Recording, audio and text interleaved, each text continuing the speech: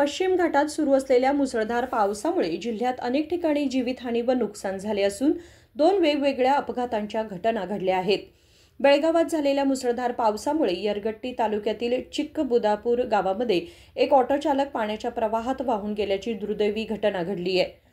मुसळधार पावसामुळे गावाच्या बाहेरील ओढा रात्रीच्या वेळेस भरून वाहत होता।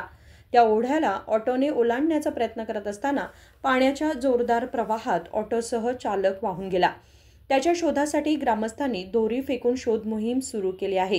ही घटना मुरगोड पोलीस ठाणे हद्दीत घडली आहे। दुसऱ्या घटनेमध्ये गोकाक तालुक्यातील चिकनंदी गावामध्ये मातीची भिंत कोसळून एका वृद्ध महिलेचा मृत्यू झाला।